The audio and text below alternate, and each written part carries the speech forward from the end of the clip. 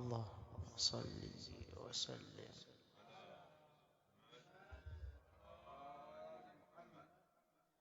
اللهم صل وسلم.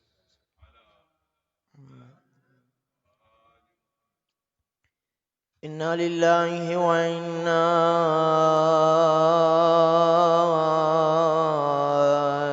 إليه راجعون. صلى الله وسلم عليك يا سيدي ويا مولاي يا رسول الله، وعلى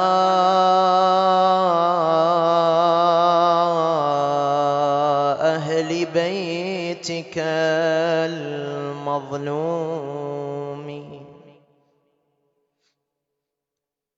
لعن الله الظالمين لكم والغاصبين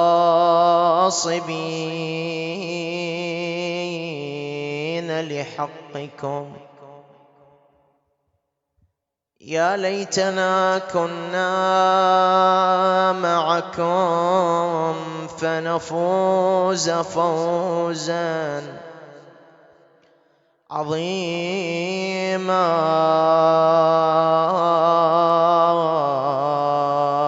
يا غريب يا مظلوم كربلاء، ولزينب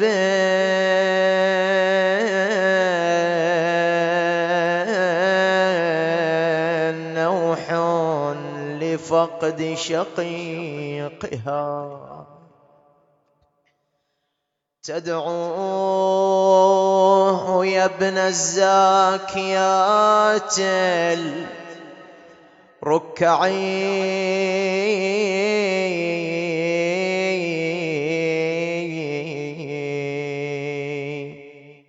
اليوم أصبغ في عزاك ملابسي سودا وأسكبها طلات الأدمع.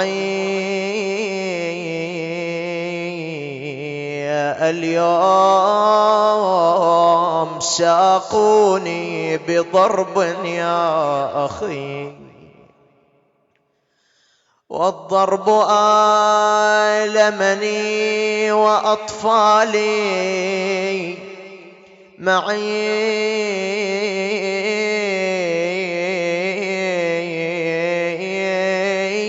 أنعم جوابا يا حسين أما ترى شمر الخنا بالصاط كسر أضلعيه، فأجابها من فوق شاهقة القنا. قضي القضاء بما جرى فاسترجعي. وصلنا الشام يا عم، وصلنا الشام بشريب الرزايا وشوفة الآلاء.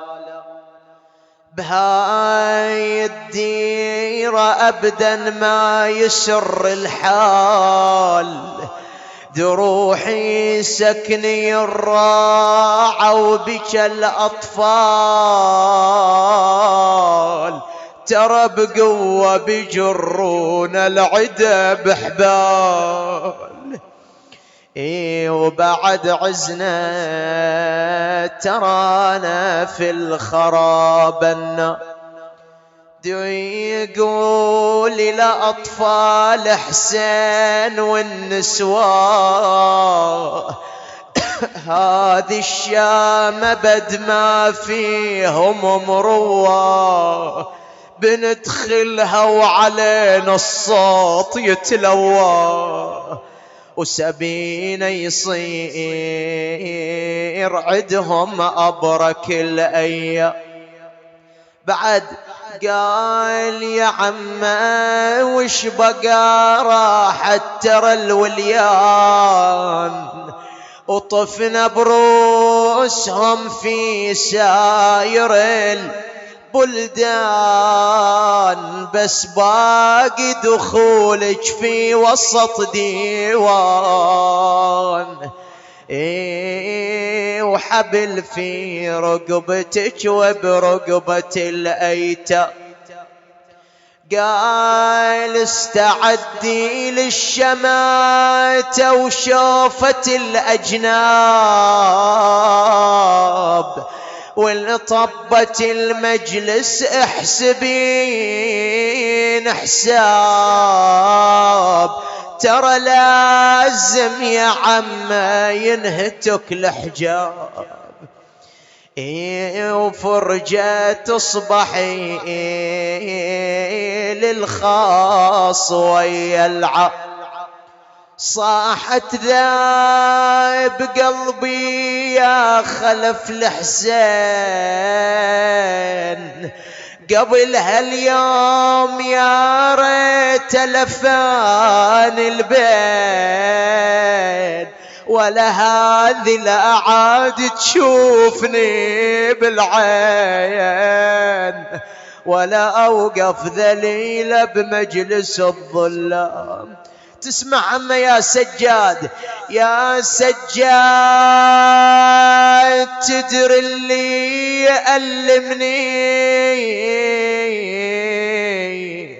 أخاف يزيد في المجلس يكلمني، ويشتم والدي الكرار ويشتمني، وأوقاف ذليلة بمجلس الظلام.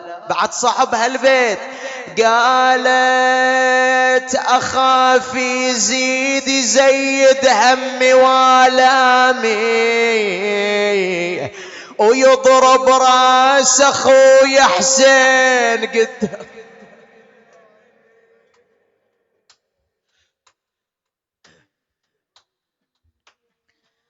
الأمر والمرجع لله، لا حول ولا قوة إلا بالله العلي العظيم. ولا عدوان إلا على الظالمين،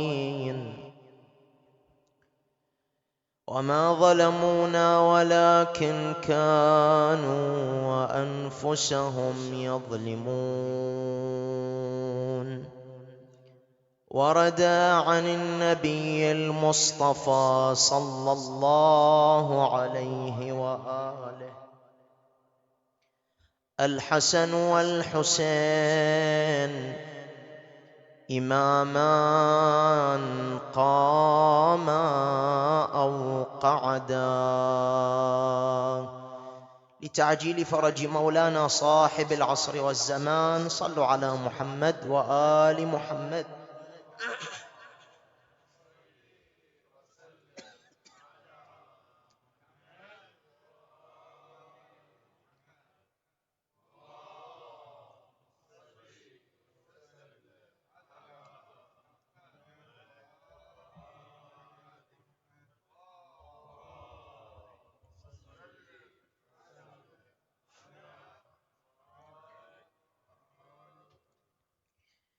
انطلاقا من هذه الكلمات المباركة، يدور الحديث في عدة من النقاط. نبدأ أولا بالنقطة الأولى، وهي في بيان النص على الأئمة صلوات الله وسلامه عليهم. من جملة العقائد التي نعتقد بها نحن الشيعة الإمامية الاثني عشرية هي اعتقادنا بأن الأئمة من بعد النبي صلى الله عليه وآله والخلفاء من بعده 12 إمام، أولهم أمير المؤمنين صلوات الله وسلامه عليه، وآخرهم الإمام المنتظر عجل الله لفرجه الشريف. وهذه العقيدة قد دلت عليها الروايات التي وصلت إلى حد التواتر، بل التي وصلت إلى فوق التواتر، بحيث أن النبي صلى الله عليه وآله قد نص على أسمائهم واحدا بعد آخر، بحيث لا يبقى مجال لأحد من الناس أن يقوم بإسقاط بعض الأسماء على هذا العدد كما فعله القوم. فإن القوم حينما تراجع إلى هذه الروايات ستجد بأنهم قاموا بإسقاط مجموعة من الأسماء على هذا العدد. النبي صلى الله عليه وآله من خلال طوائف متعددة من الروايات قد بين ما هي هوية هؤلاء الخلفاء والأئمة، وقد أحصاهم بعض الأعلام إلى 8 طوائف، ولكن نحن نذكر بعضا منها بما يسع هذا المقام. الطائفة الأولى أن النبي بين العدد وكذلك بين الهوية. يقول الراوي قال النبي صلى الله عليه وآله الخلفاء من بعدي 12 إمام. يقول فلم أسمع ماذا قال بين هذه الكلمة وتلك، فسألت أبي ماذا قال رسول الله صلى الله عليه وآله؟ قال كلهم من قريش. وهذه الروايات وردت عن طريق الفريقين. هذه الطائفة الأولى. الطائفة الثانية النبي بين العدد وضيق الدائرة، قال الخلفاء من بعدي 12 وكلهم من بني هاشم. فهنا النبي بعد أن كانت الدائرة تشمل كل من ينتمي إلى قريش، الآن النبي ضيق الدائرة وجعلها كل من ينتمي إلى بني هاشم، أشخاص معددين عددهم 12 واحد.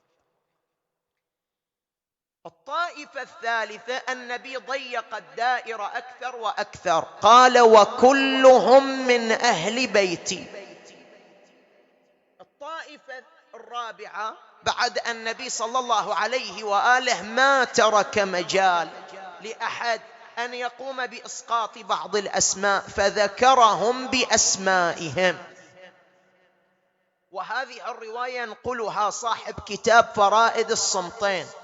حينما ذكر هذه الرواية رموه بالتشيع، مع أنه تلميذ الذهبي، وما أدراك من هو الذهبي وكيف كان حاقدا على أهل البيت. يقول بسنده عن مجاهد عن ابن عباس أن رجل يهودي جاء إلى النبي يقال له نعثل، رواية طويلة، قال له يا محمد إن في صدري مسائل إن أجبت عنها أسلمت على يديك. فالنبي صلى الله عليه وآله قال لسل ما بدالك. قال له يا محمد من هو وصيك؟ فما من نبي إلا وله وصي، فهذا نبينا موسى بن عمران وصيه يوشع بن نون، فمن هو وصيك؟ قال له وصي هذا الجالس علي بن أبي طالب صلوات الله وسلامه عليه، ومن بعده ابناي الحسن والحسين، ثم 9 من ذرية الحسين.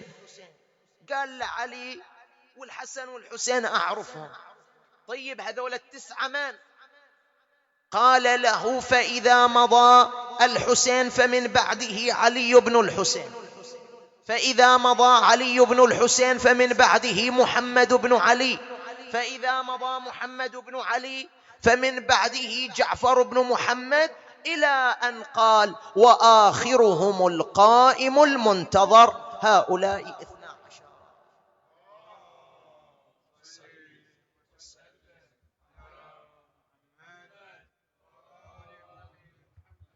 فهنا نلاحظ بأن النبي صلى الله عليه وآله قد ذكر هؤلاء الأئمة وحددهم بأسمائهم واحدا بعد آخر، بحيث لا يبقى مجال لأحد أن يشكك في هؤلاء الأئمة.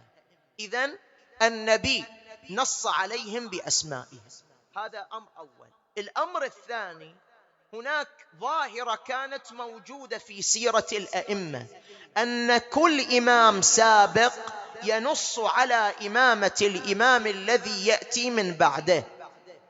النبي صلى الله عليه وآله نص على إمامة أمير المؤمنين، أمير المؤمنين نص على إمامة الحسن، ونص على إمامة الحسين صلوات الله وسلامه عليه.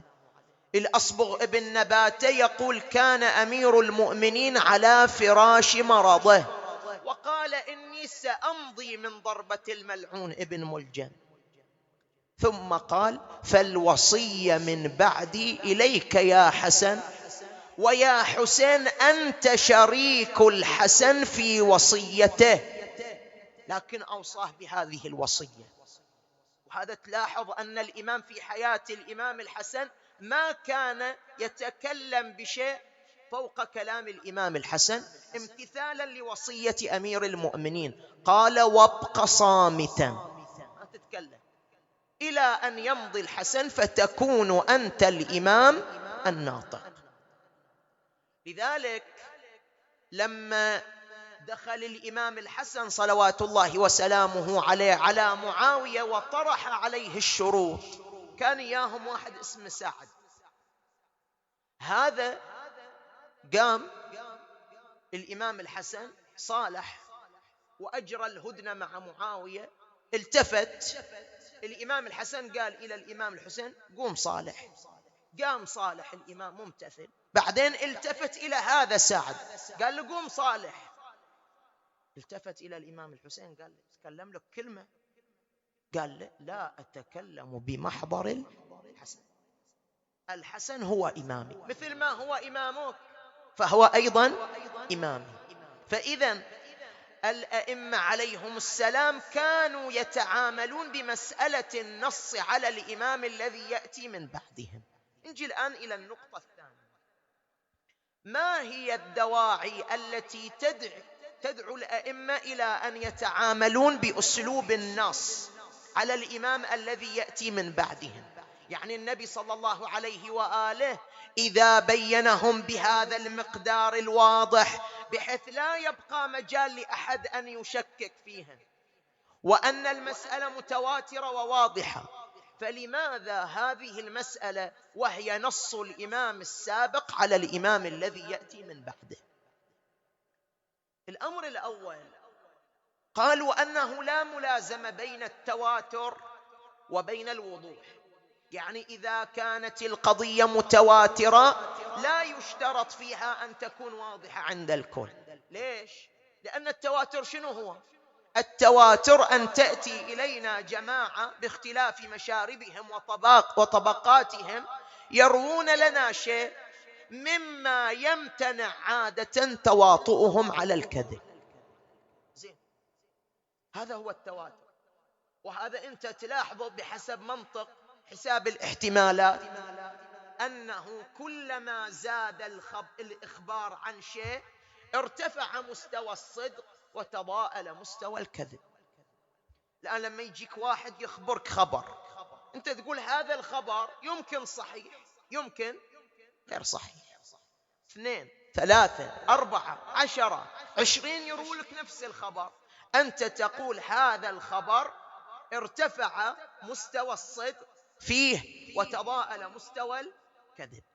لكن هل هناك ملازمة بين التواتر والوضوح؟ يقولوا ماكو ملازمة. رب قضية تكون متواترة إلا أنها لا تكون واضحة.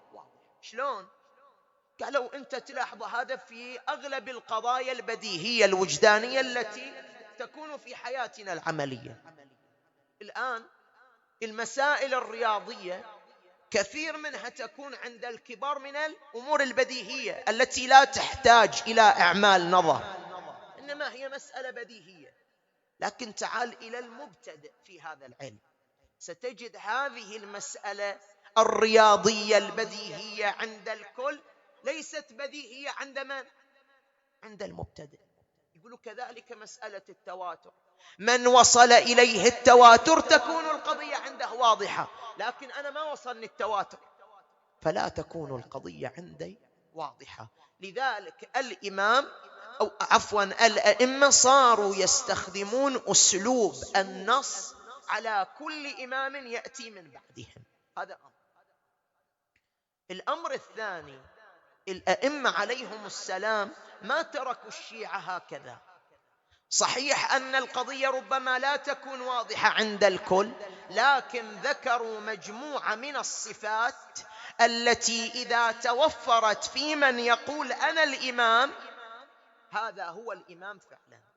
من تلك الصفات أن تكون الولاية التكوينية عنده، أن يكون عالما بما كان وما يكون وما هو كائن إلى يوم القيامة.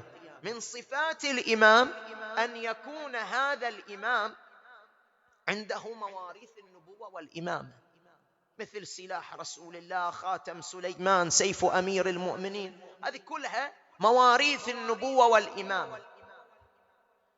لذلك لما دخلوا على عبد الله الأفطح الناس يعتقدوا أن هذا هو الإمام، فهم يعتقدوا هو الإمام لأن الإمام الصادق عليه السلام قال الإمام في الأكبر ما لم تكن به عاهة. دخلوا عليه سألوه بعض المسائل ما أجابها بشكل صحيح، قالوا عجل هذا منه، هذا مو إمامنا. هذه علامة أعطيت إلى الشيعة في معرفة أن هذا إمام أو ليس بإمام. ولذلك كانوا يستخدمون هذا الأسلوب للحفاظ على الشيعة وعلى وجود نفس الإمام. شوف كثير من الروايات صدرت من الأئمة عليهم السلام هي في واقع الأمر حفاظ على وجود التشيع وعلى أبناء التشيع. شلون؟ واحدة من مستحبات الصلاة رفع اليد عند كل تكبيرة، هذا من مستحبات الصلاة. رواية عن إمامنا الصادق تنهى الشيعة عن رفع اليد عند كل تكبيرة. ليش؟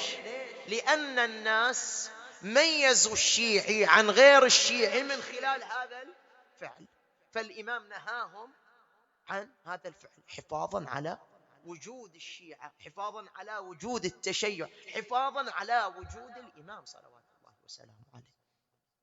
الأمر الثالث والأخير، الداعي الذي يدعو الأئمة على النص على الإمام الذي يأتي من بعدهم لمعرفتهم بأن هنالك حالة من التشكيك في الأئمة الذين سيأتون من بعدهم. شوف أنت الآن لما تجي إلى إمامنا الكاظم صلوات الله وسلامه عليه وتقرأ في سيرته، تقرأ حدث مؤلم هو، لكن له بعد. أنهم حينما جاءوا بجنازته صلوات الله وسلامه عليه نادى المنادي ألا ومن أراد أن يتفرج فهذا إمام الرافضة. شوف هذا النداء، هذا إمام الرافضة إله أبعاد. ليش؟ السلطة العباسية أكدت على هذا النداء واختارت هذا النداء عند جنازة الإمام. شوف السلطة العباسية كانت تستغل أي خلاف داخل البيت الشيعي. شلون؟ الآن فرقة ظهرت وبعضهم كان من وكلاء الإمام الكاظم وهو أبو حمزة البطائني. أبو حمزة البطائني كان هذا من شنو؟ من وكلاء الإمام الكاظم. إجا الآن ارتحل الإمام الرضا عليه السلام، بعث إليهم الحقوق يا مولانا جيبوها. قالوا له أنت أساسا منو اللي قال أنت إمام؟ الإمام المهدي هو الإمام الكاظم، الإمام المنتظر هو الإمام الكاظم. الإمامة وقفت عنده ووقفوا على الإمام الكاظم وقالوا بأنه ماذا؟ غاب عن الناس وسيظهر في آخر الزمان. فشككوا في إمامة الإمام الرضا. السلطة العباسية استغلت هذا الموقف. ألا ومن أراد أن يتفرج فهذا إمام الرافضة، تأكيدا لتلك الفكرة التي ظهرت حول إمامنا الكاظم. فشككوا في إمامة الرضا. وكم من إمام شككوا في إمامته. هذا إمامنا الرضا شكك في إمامته، إمامنا الجواد شككوا في إمامته. فالإمام لما يجي وينص الإمام من بعدي فلان، ويجي الإمام اللي بعدي يقول الإمام من بعدي فلان. شوف النبي صلى الله عليه وآله منذ ذلك الزمان قال لهم ترى الضمان ما راح تحصلوا إلا عند هذول. إني تارك فيكم ثقلين أو الثقلين، كتاب الله وعترتي أهل بيتي، ما إن تمسكتم بهما لن تضلوا بعدي أبدا. وين تعرف بداية المصيبة؟ تعرف بداية المصيبة في خطبة زينب صلوات الله وسلامه عليها: بنفسي من رحله في يوم الاثنين. رحل الاثنين ما نهب، رحل الحسين ما نهب في يوم الاثنين. لكن شنو معنى هذه الكلمة؟ تعرفها؟ لما خرجت الجارية بعد وفاة الإمام العسكري: ماذا لقينا منك يا يوم الاثنين؟ يوم الاثنين وش في يوم الاثنين؟ يوم الاثنين تجمعت فيه المصايب. موت النبي وقود وصليث الحرايب، وترويع بنت المصطفى أم الأطايب. تبى تعرف وين بداية مصايبهم؟ في ذاك اليوم: إن محمدا ليهجر. هذه بداية المصايب على ذرية النبي. وهو قال لهم: قل لا أسألكم عليه أجرا إلا المودة، بس ما أريد منكم شيء، بس احفظوا هالذرية، احفظوا هالعترة. قل لا أسألكم عليه أجرا إلا المودة في القربى. الله فيهم. وبعدين وإيش صار؟ الحسن يسقى سم فتاك من الروم، 40 يوم يتلوى على فراش المرض، وصار يتقيأ أحشاءه. وبعدين الحسين، شلون حاله الحسين؟ قتل عطشانا. هذا مو كلامي، كلام الإمام الصادق. قتل عطشانا جائعا مكروبا محزونا أشعثا أغبار. وبعدين بناته سبايا من بلد إلى بلد، من بلد إلى بلد، ومن مجلس إلى مجلس. سهل بن سعد الساعدي يقول: دخلت إلى الشام في اليوم الأول من صفر، وشفت همة زينب. شنو صاير؟ أفي الشام عيد غير عيد المسلمين؟ قالوا لك ما تدري. وإيش صاير؟ الآن يؤتى برأس الخارجي.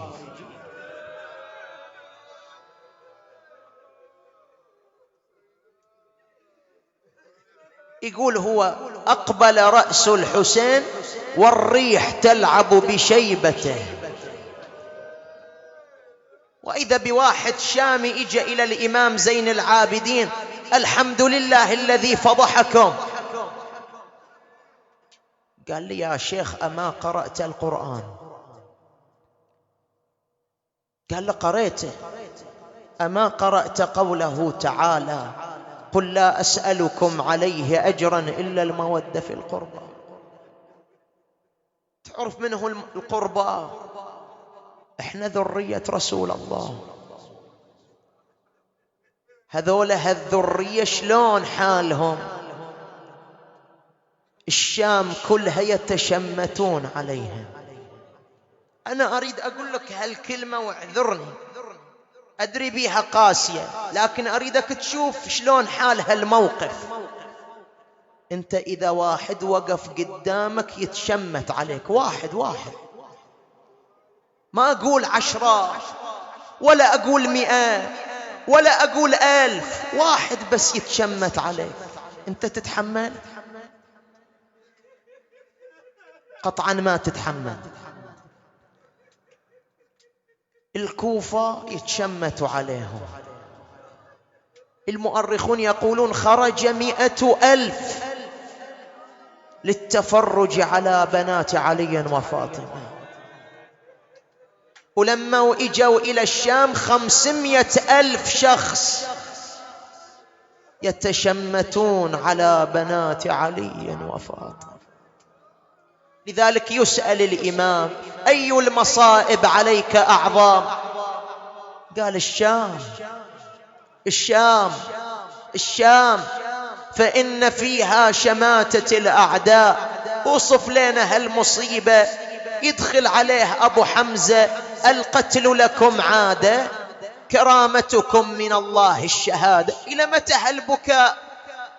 قال له: جزاك الله خير يا أبا حمزة، لكن تتحمل أسألك هالسؤال؟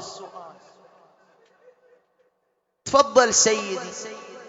وهل سبي النساء لنا عادة؟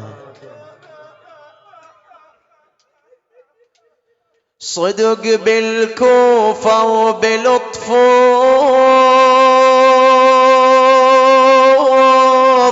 شفنا المحن والآلام،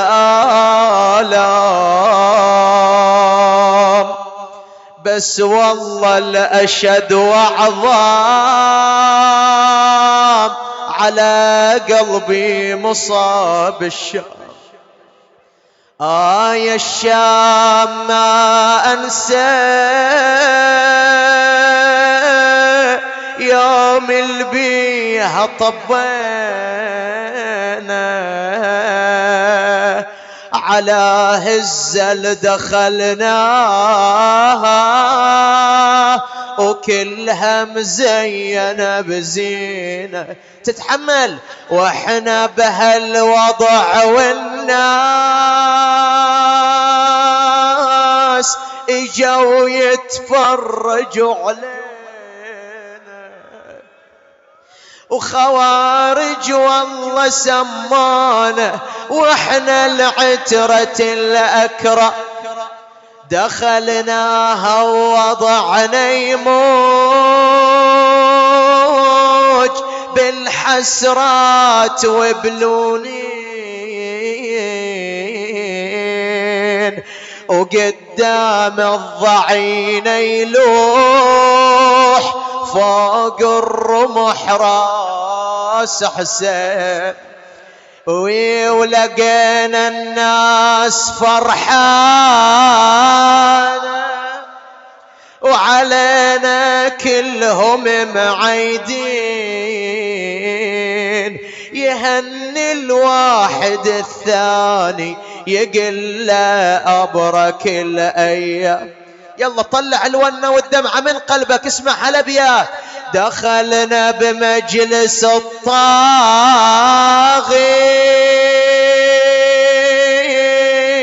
لكن والله بيا حال أنا الجامعة في صدري ومغلول النساء والأطفال. معذرة يا صاحب الزمان. وزينب دخلت المجلس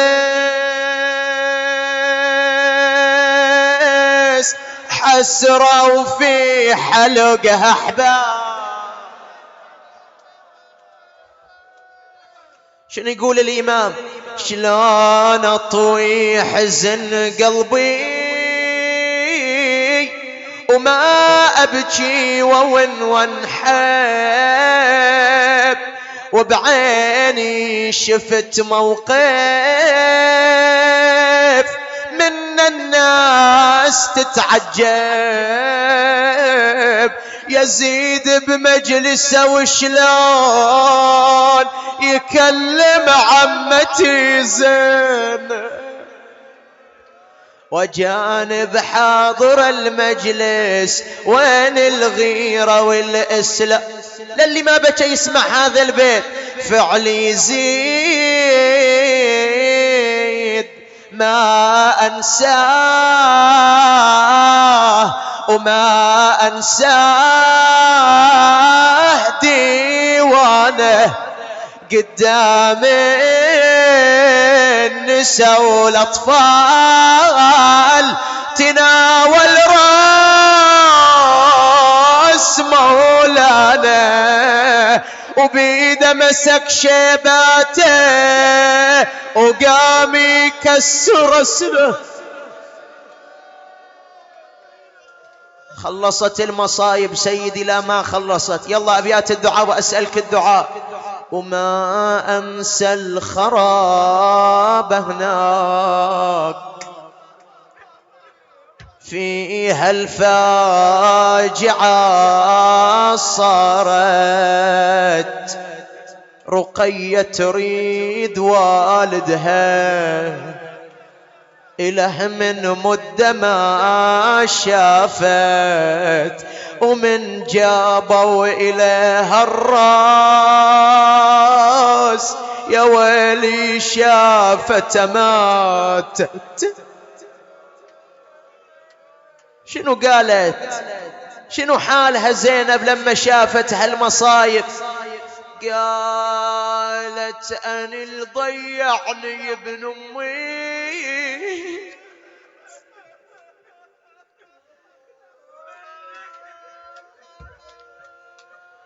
أن اللي ضيعني ابن أمي وخلاني غريب، لا أهل يمي ولا بلد يمي قريبة عني ايش دعوة يا علم طول.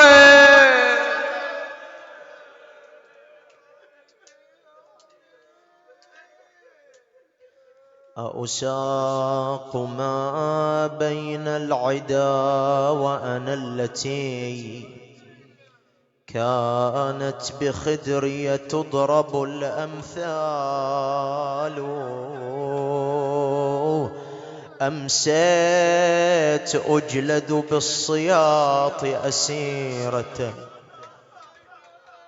ما لي حما وتحوطني الأطفال.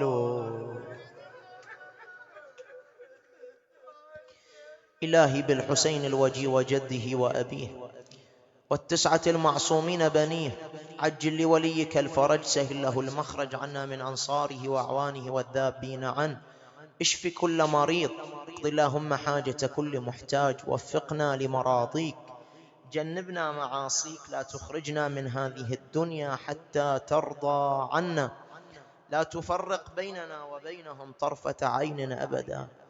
وإلى أرواح العلماء والشهداء ومن مات على الإيمان، لا سيما موت المؤسسين والحاضرين ومن ليس لهم ذاكر يذكرهم، رحم الله من قرأ الفاتحة مع الصلوات.